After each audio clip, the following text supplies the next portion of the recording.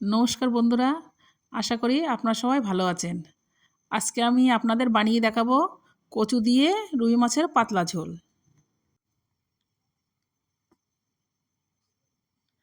এখানে আমার 5 পিস রুই মাছ আছে। রুই মাছটা আমি ধুয়ে তুলে নিয়েছি।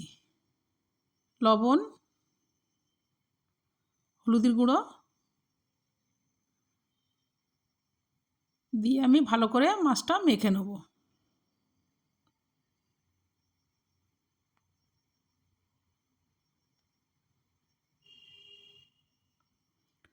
কচুটা আমি আগে থেকে সেদ্ধ করে নিয়েছি। কড়াই আমি তেল দিয়ে দিয়েছি, একটু লবণ দিয়ে দিলাম। তেল লবণ দিলে মাছটা কড়ার গায়ে লেগে যায় না। তেলটা গরম হয়ে গেছে, মাছগুলো আমি একে একে দিয়ে দেবো।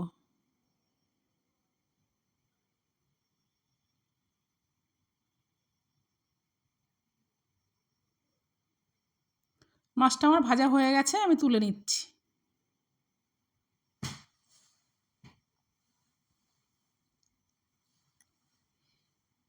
ফোড়নে গোটা জিরে, তেজপাতা, সর্ষে জিরে বাটাটা আমি দিয়ে দিচ্ছি।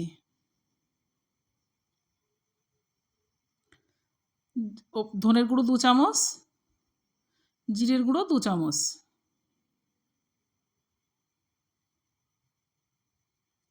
লঙ্কার গুঁড়ো 2 চামচ দিয়ে দিচ্ছি।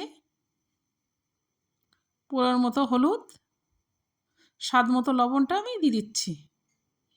এখানে কয়েকটা কাঁচা লঙ্কা দিয়ে দিচ্ছি। দিয়ে মশলাটা আমি নেড়েচেড়ে ভালো করে কষে নেব।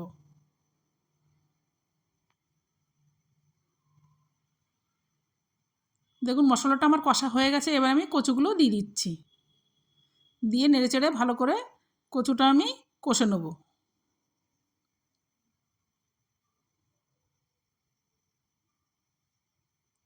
এখানে আমার ছোটো বাটির 1 বাটি কড়াইশুঁটি আমি দিয়ে দিচ্ছি।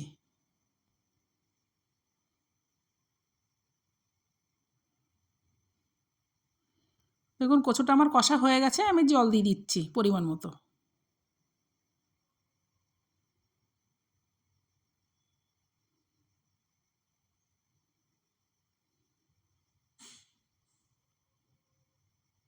ঝোলটা আমার ফুটছে, এবার একে একে মাছগুলো আমি দিয়ে দেবো।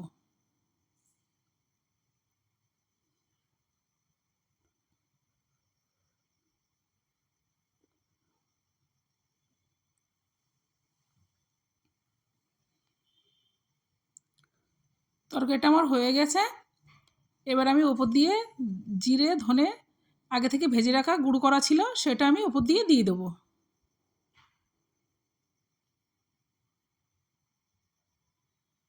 দেখুন তরকারিটা আমার হয়ে গেছে, আমি নামিয়ে নিচ্ছি। রেডি হয়ে গেছে আমার কচু দিয়ে রুই মাছের পাতলা ঝোল।